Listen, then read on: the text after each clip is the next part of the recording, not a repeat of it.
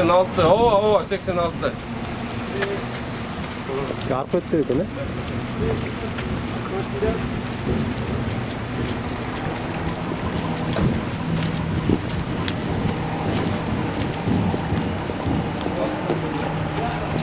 Qayerda?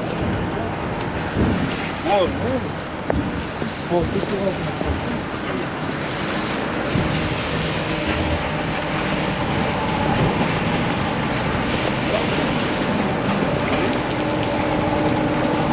Sizler çalgınar be? Тез жардам кызматынын ак халатчан дарыгерлери жаш бала бийиктиктен кулап эс учун жоготту деп берилген маалымат боюнча баратышат. Алар Кулиев менен Жибек жолу көчөлөрүнө жакын аймактагы жаандуу түндөгү баткактаган кыйма чийме көчөлөрдү аралап, чакырткан жаранды таап келишти.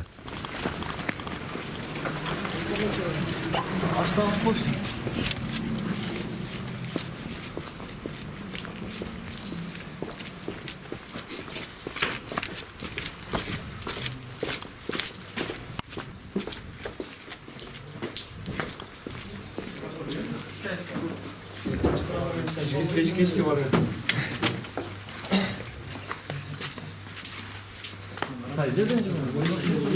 Kaktan sekirdi? Sekiriyorum jığılgan mı? Kim gördü? Talban zor keldi. Eşke çıkıp süйлөшүп аткан. Талман сарман калыптыр бөлүп. Жığılgan mı jığılgan mı? Жок, талмасы. Талмас кармаган жыгылат да бар. Şu жыгылды. Сен койдук табага жыгылга табага була келип жатпай. Ulaşatır. Doğrusu. Baka çıktım. Gel. Çıksan gel. Uğraşatır. İnşallah. Ya.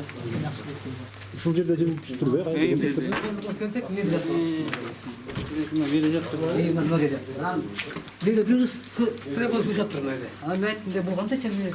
Bunlar benim talas bir talası bol dedi. Ama bunlar okkan talası bolaganın çok hiçbir. Ben bir böyle çıktı alayttı bu hiç oldu dedi. Bu hiçbir tap taş buna bu fotoğrafı koy. İşte bana bütün zıttasam zıttı olarak kolda kırış kalmış. Көөлөрдүн айтымында дарыгерлердин жардамына муктаж болгон бала эч кандай деле бийиктиктен кулабаптыр. Ал талма оорусу менен жабыркагандыктан эс үчүн жоготуп жыгылып калган экен. Ал эми айрым күбөлөр милиция менен тез жардамдагыларга баланын жерде сулук түшүп жатканын көрүп, экинчи кабаттан кулап түштү деген маалыматты айтып коюшуптур. Epilepsiya var. Ичкериде бейтаптын абалын текшерип жаткан дарыгерлер нашатыр спиртинин жытымынан эле аны бутуна тургузуп, ооруканага алып кетүүнүн зарылчылыгы жок деген тыянагын айтып келген жагына узап кетишти.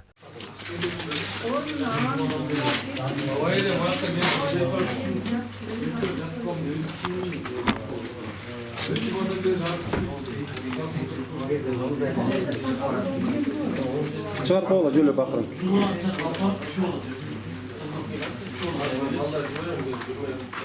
Күтүүсүздөн сулук жыгылып, кошуналарын кабатырга салган бейтаптын абалын билүү максатында ага кайрылсак, ал Орусияда иштеп жүргөн агасы менен телефон аркылуу сүйлөшүп аткан маалда өзүн жоготуптур.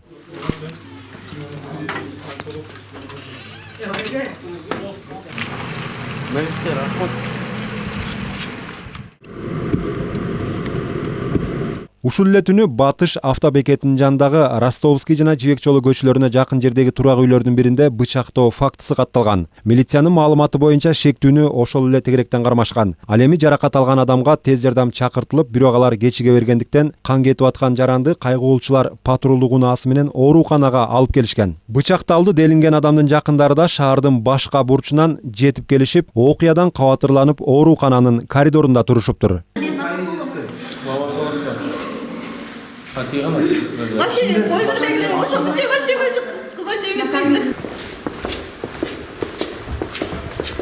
Көрсө бири экинчисине бычак урган жигиттер жакын туугандар. Тагыраагы тайке жээн болушат экен. Бычакталган жигиттин апасы уулуна бычак шилтеген инисин мурда бейбаштык боюнча соттолгонун жана акыркы күндөрү өз энесине да колу тийгенин жаны кейип айтып жатты. Соттолгон, мурда хулиганство менен соттолгон.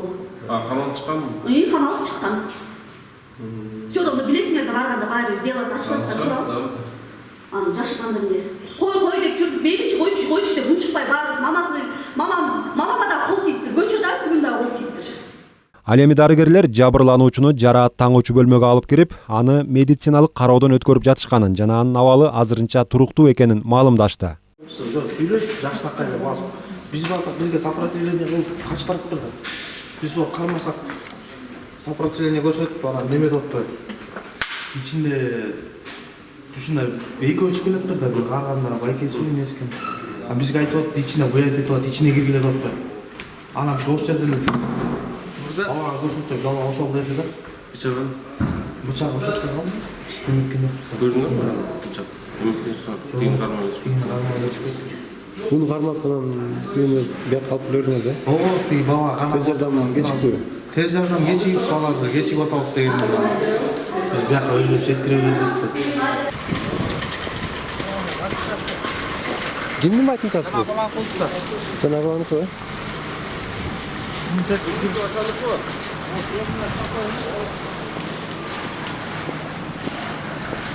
Не болду эле? Сиз эмне алып келди? Эмне кармап отурушат? Мени жолдон кармап туруп сабап атышат. Тиги жээнingizди эмне сайып койдуңуз? Жок, мен сайган эмесмин. Ягым көбүрөөк. Же мындай айта берсең да, бошураак. Колумду кайрасаң. Кичине көтөрүлсөңүз ар жака. Көтөрүп Пускай, койгой. у меня вот уже час полтора. Я ничего не говорю. Айтпайсың бияк. Сага эмет берет. Точно.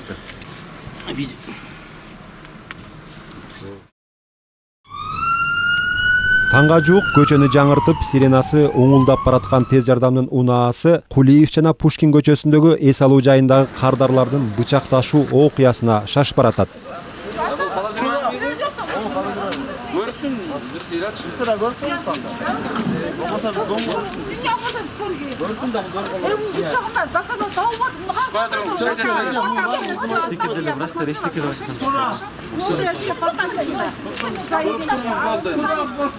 Поставьте вот сюда.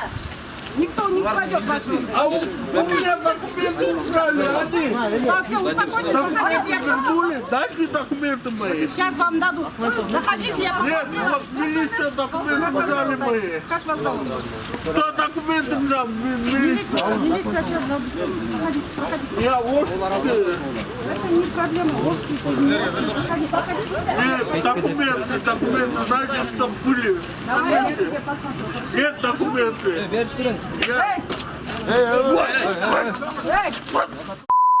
Вот, смотри, документы дайте мне, чтоб были. Проходи, сейчас они дадут. Ты заходи, потом дадут. А сумки мои, там документы.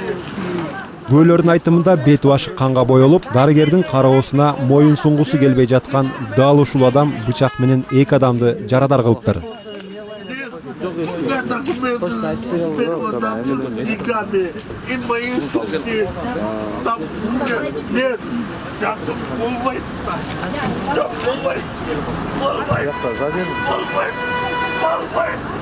Айнеңиз талкап салбасыңар?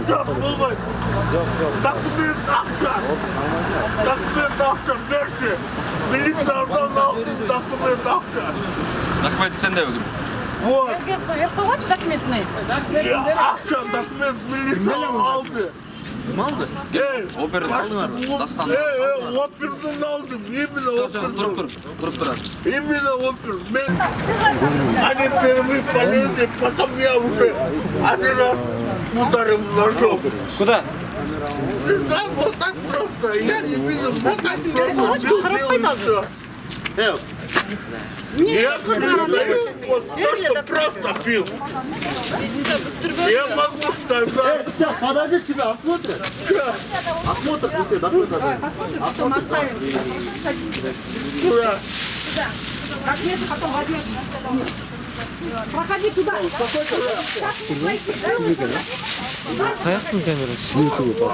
YouTube патруль. Ты же не маленький. Сал.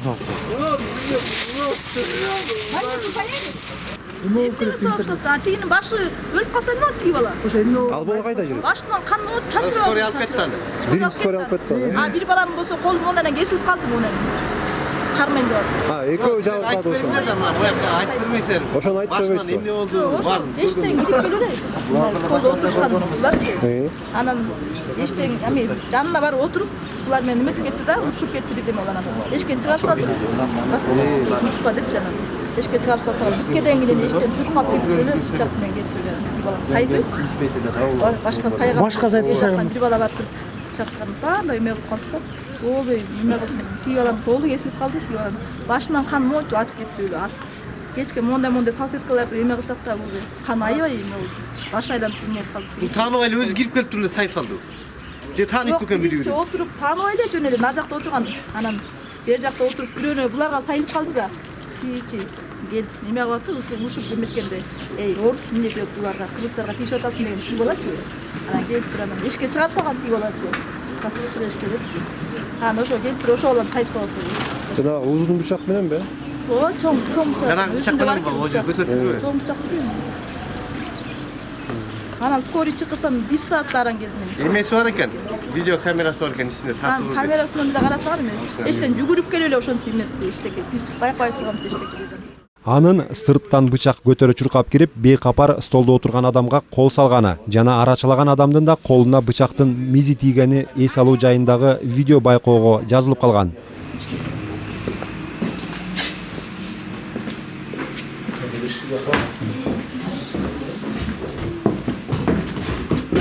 Bıçak mı? Ortada tam.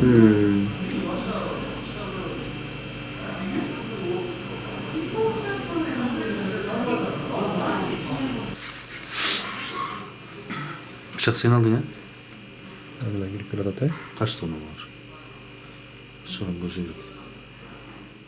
Болжол менен кесүүчү жагы 2 карыштай болгон бычак менен эс алып отурган кардарды моюн жана баш талаштыра бир нече жолу шилтеген ачуулуу адамды күбөлөр арачалап, колунан бычагын жулуп алышкан. Ошондой эле арачага түшкөндөрдүн айрымдары бычакчан адамды ортого алып, туш келди уур тепкик алышкан. Анын төпөштөлгөндөн кийинки абалын болсо, мында мурдарактагы кадрlardan өзүңүздөр көрдүңүздөр.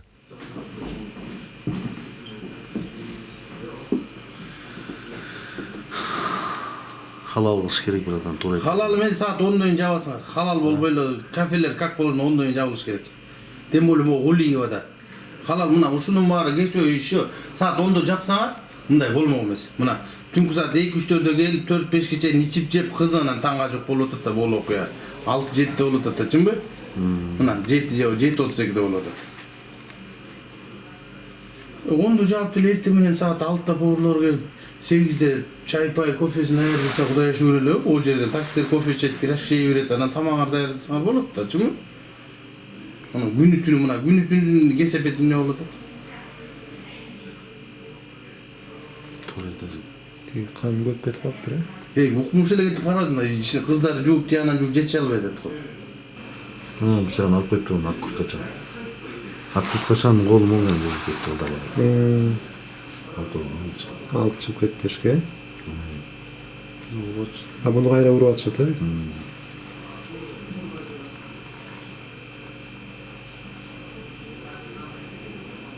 Кандуу окуя боюнча кайгуулуучулар менен удай эле милициянын ыкчам иликтөөчүлөрү да тобу менен жетип келип, ошол маалда эс алуу жайында отургандардын ар биринен маалымат чогултуп баштады. Ал эми 2 жабырлануучуну жана шектүүнү дарыгерлер ооруканага алып кетти. Учурда адам өлтүрүүгө аракеттенүү фактысы боюнча кылмыш иши козголуп, чыр эмнеден улам чыккандыгы териштирилип жатат. Кирип баратасың.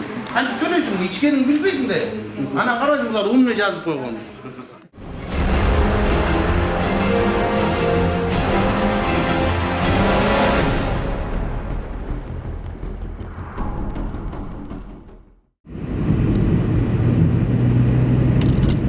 Чыгармачыл топ түн ортосунда белгисиз мас абалындагы адам жол боюнда токтоп турган унааны талкалап жатат деген маалымат боюнча баратат. Биз барган маалда тартип сакчылары жетип келип, башка бирөөнүн мүлкүн талкалап, аларга кара санатайлык кылгысы келген шектүүнү ордунан кармап турушкан экен.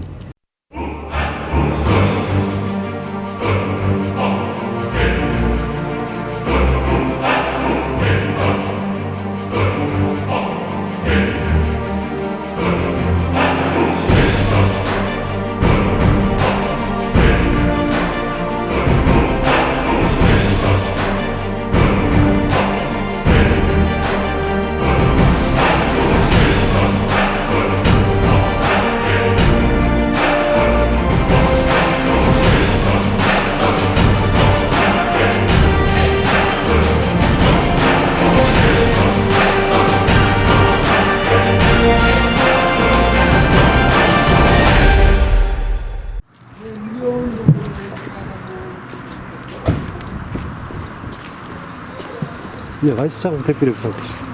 Мындай эле келе эшиктер жуулап. Мына андай эле нема болот. Мен сизге акчаны сөйгө. Бүгүн 20 сом калдым. Унаабыздын анча-мынча жерлери майрайып, материалдык чыгымга дуушар болдук деген адамдар тартип сакчыларына арызын жазып берди. Ал эми жабырлануучунун жолдошу түнү окумда көчөдө кыйкырып тополоң салган адамды тааныбасын жана ал бул тегеректин жашоочусу эмес экендигин айтып берди. Токтоп атканда келип эшиктерин ачыклады. Анан брат кой ичип алыпсың десем болбойт. Анан айттым, брат кой десем деле болбойт. Чөккүлөп эле келди келинчем. Андан кийин бир-эки ургуладым, андан кийин чечинип чыкты да. Андан кийин бул кошуналар жана келип кармап отурду да. Жыйынтыгында шектүү наркологиялык борбордон текшерүүдөн өткөрүлүп, милиция бөлүмүнө жеткирилген.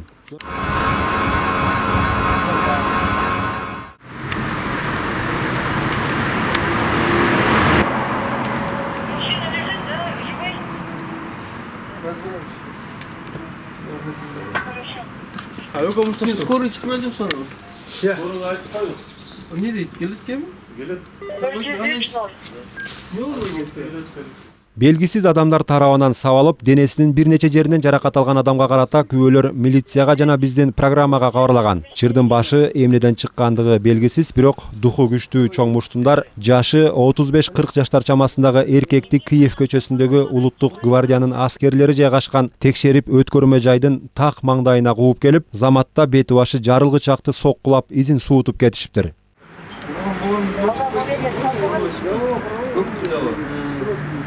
Врачка бирөө мусаш кеткен. Аларды чыгып коюп турду. Иштеген иш болгон жок.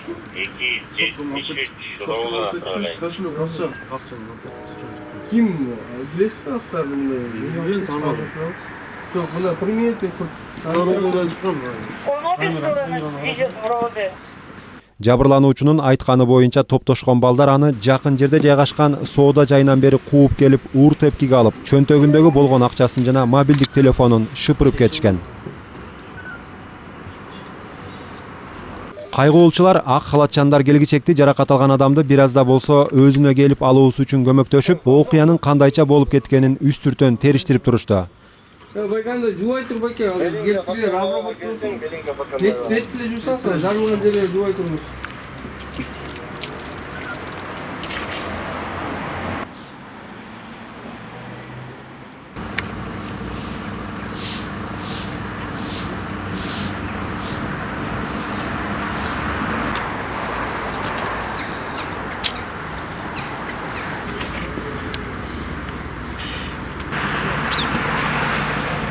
Ал эми Улуттук гвардиянын ошол күнү нөөмөттө турган аскерлери күтүүсүздөн болуп кеткен мушташтын алдын алууга аракеттерин жасаганы менен шектүүлөрдү кармап калууга үлгүрүшкөн эмес. Алардын ички тартиптерине ылайык эч бир аскер буйрук болмоюнча кандайдыр бир аракеттерди жасай албашы баарыңыздарга эле маалым болсо керек. Жыйынтыгында башынан жаракат алган жабырлануучуну дарыгерлер тез жардамга салып, травматологиялык бөлүмгө алып кетти.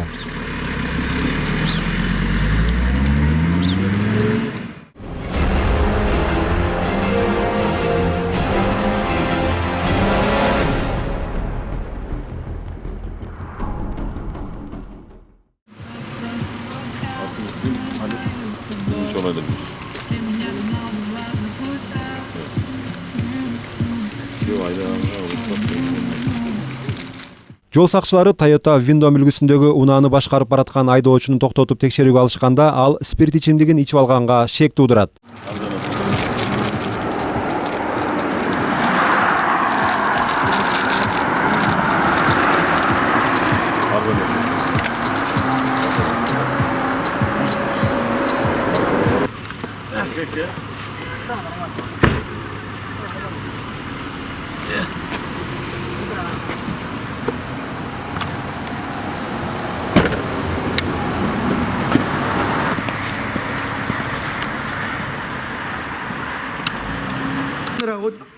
Отсаң камера, мына освещение кылбайлы, брат. Отсаң, брат. Отсаң сен алда ойлойсуң, брат. Отсаң, камеранын алдында өзүңүз болор брат. Отсаң, брат. Чечеле бер. Жок, мына өзүң сөз бердиң, чечебиз, акча алам дедиң, брат. Акча алам дедиң, брат. Очень, что ты? Я вырежу. Смотри, вот это кадр. Смотри, блядь. Адлет. Все, братан, өтсің, чесеңіз өтіп тұр да, брат, общение қалсын. Өтіп тұрсаң, общение қол. Брат, общение.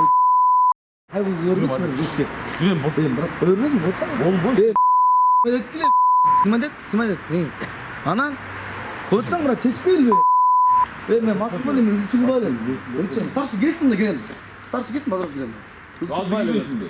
Айтып тұрсың, старший келсін. Протокол, сен де протокол, Гургуз, қайсы статьямен конкретно что оформить? Он ответственен, оформит меня, пускай, НС-мен конкретно, и потом зайду я туда.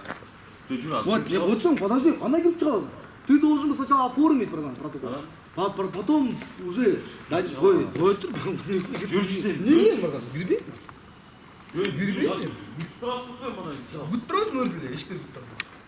Мастыкка шектелген Адилет аттуу айдоочу өзүн мыйзам үстөмдүгүнөн да жогору коюп, мага наркологиядан өткөргөнгө чейин түзгөн протоколуңарды колума карматышыңар керек болчу деген талаптарын айтып, ичкери кирбей бир топко көшөрүп туруп алды. Сыягы спирт ичимдигин ичип, руль башкарган айдоочуларга түзүлгөн протокол колуна карматылбасын билбейт окшойт. Ты закажи, что я даже за рулем. Жүрбөйсүң мына. Не, брат, вот сам, брат. Вот жүрбейм. Нет, вот жүрбөйсүң. Ты протокол составь на меня. Не, брат. Я кирип чыкканда составлю. Вот сам. Акимжан. Дай мне свой телефон, я сим-карту ставлю.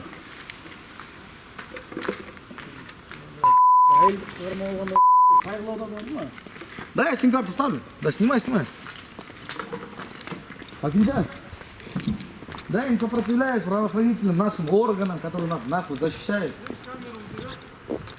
Нет, а развернись, как что, надень телефон, дай мне. Просто все. Телефон просто дай мне. Только мне, брат, я заряжу. Он не я что, лох, что ли? Имге чалатасың. Блин, ну нужно будет кому позвонить, брат. А же пообщаемся, вот мы говорим. Протокол составь. Она гюргечи вас. Я что, малолетка, что ли? Гюргечи. А он нас составили тут. Брат, вот чем, алыс поле, вот. Алып чем, камера. Не, протокол составь, потом ингресс. Составлю. Я тебе говорю, убери свой, брат, вот чем. Ушпайла, ойлы, айкез. Урушпайсың. Гюргечи. Что мне заставили? То что? Нет, протокол сначала составь, брат. Может, ты меня с улицы поймал? Қой тұрсаң ба? Братан, қой тұрсаң, қой өрсең дейм. Жөнчү дейм. Қой өрчү дейм. Жол сакчысынын жанындагы шериги келгичекти анын жалгыздыгынан пайдаланып чуу салган айдоочу наркологиянын короосунан да сыртка жулунуп чыгып, болушунча өзүнүн кол тийбестик укуктарынан пайдаланып жатты. Сен биринчи кирип чыксың керек. Башкаларга текшерет сени. Чего ты мне буху заливаешь? Ты чё мой пальто кинул, братан? Сен чечип алдың. Өтсің, брат. Өтсің, жаман көрөсүң. Слышалым, на эргетсеш, брат. Ал арада инспектор менен айдоочунун жулкулдашып жатканын көрүп, чыдамы түгөнгөн белгисиз жаран жардамга келип, агрессивдүү маанайдагы немени ичкери алып кирүүгө көмөктөштү. Молодой человек, присядь, пожалуйста, успокойся. Успокойся. Ну, пускай протокол сначала составит с места. Ну, успокойся. Ну, присядь. Ну, баб, неправильно они делают просто. Ну, некрасиво они делают. Успокойся. Тебя как зовут? Меня не зовут, я сам. Как тебя зовут? Меня величать. Как? Ответ. Ну, все, делай. Садись, подружка. Ну, некрасиво так. Садись, ладно. Что ты пил? Скажи. Пиво? Пиво. И утром положить напишите. Я встречное заявление напишу. Жоқ, мурда. Нет, сейчас только получу. Ана айтқан жоқ мен ана. Я сейчас, я могу утром вам. Если я могу утром, телесное повреждение принести. Нет, если что, напишите сюда. Пожалуйста, я вас очень прошу, телесное повреждение, травма, я напишите травму. У меня голова болит уже. У меня голова болит уже. Напишите просто. Вот, анда шишке деп. Мен анасы три болит. Это жас болуш. Наркологиялык текшерүүнүн аныктамасы менен айдоочунун спирт ичимдигин ичкендиги аныкталып, минип жүргөн унаасы айып төлөп токтотуучу жайына жеткирилген. Завтра, брат, я вам обещаю, да, я вам весь устрою. Все, хорошо. Я именно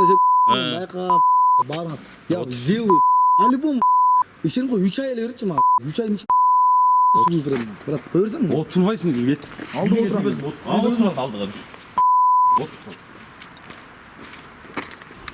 Кстати, алдыгы жерде вампирде бир да пятна жок болчу достор. Во-первых, коробканын Моторунда ишиги трещина жок, маякпайт болсун. Эртең маяк калса, такой болсо жооп бересиң. Эмнеге жооп бербейсиң? Стоянщик протокол составляешь. Не по кузову, а по мотору, по всему то, что есть. Олар бар турбайбы могу жерде? Ана жок болчу вообще. Азыр эле болуп кетти да. Анда көрөсүз.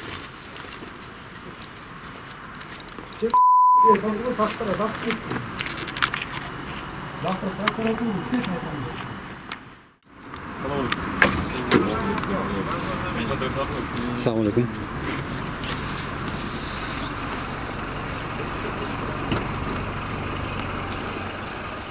Ак түстөгү Мерседестин айдоочусу караңгылатылган терезелери үчүн токтотулган. Айдоочуга тиешелүү документтерди текшерүү учурунда убактылуу айдоочулук күбөлүгүнүн мөөнөтү өтүп кеткендиги белгилүү болду.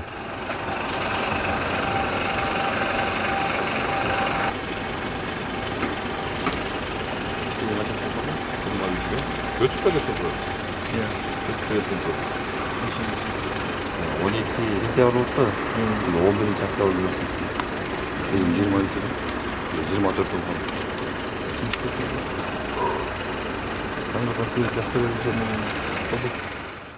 Айрым айдоочулардай болуп, эдиреңдеп чуу салбай эле мыйзам талабына унчукпай баш ийген Хасанов Рашид Шисыровичтин унаасы жол сакчыларынын коштоосунда айып төлөп токтотуучу жайга жеткирилди.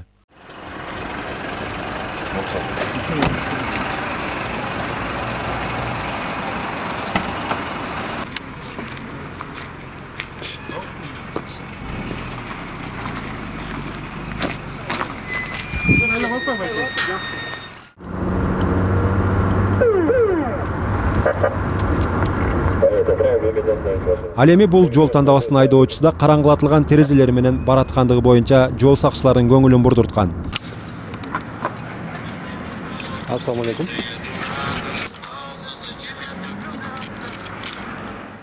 Аны токтоткон учурда рулдан болжол менен 18-20 жаштар чамалуу жигит түшүп, транспорттук каражатты каттоо күбөлүгүн унутуп калгандыгын билдирди. Айтымында мындан башка да 4-5 жол тандабастары бар экен. Документтерин алардын биринде калтырып коюптур. Бул башка машина көрсөтөт. Берсең мен карап берейин кайсы машина. Toyota'dan көрсөтөт да. Жок, бул да 4-5 машина бар да. Өзүң эле алып. Жол кыймылынын эрежелерине ылайыксыз терезелери караңгылатылган жана тиешелүү документсиз башкарылган жол тандабас андан ары жол сакчысынын башкаруусунда айып короосун көздөй багытталды. Assalamu alaikum. Siz tартып атам, мен эскертип коеюн да. Ветер.